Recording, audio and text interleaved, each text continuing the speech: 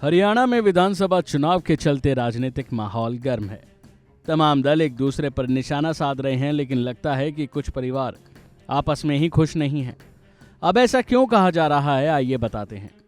दरअसल विनेश फोगाट ने हाल ही में कांग्रेस पार्टी का दामन थामा।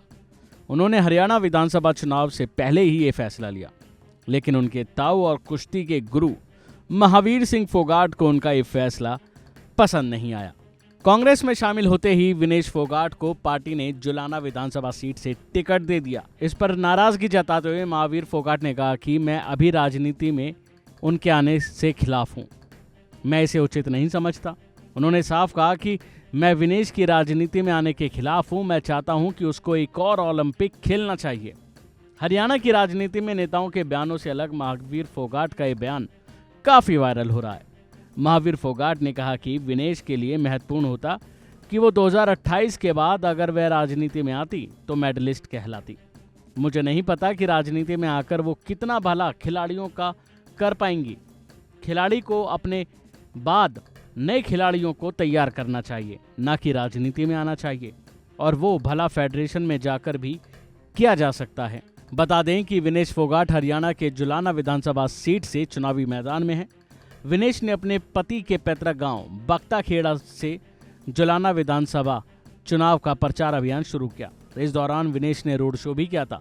जाहिर है कि विनेश फोगाट ने कांग्रेस पार्टी में शामिल होने के बाद कहा था कि बीजेपी ब्रजभूषण शरण सिंह का समर्थन कर रही थी, जबकि कांग्रेस ने इस दौरान पहलवानों का समर्थन किया। सुनिए पार्टी ज्वाइन करते वक्त विनेश फोगाट का बयान।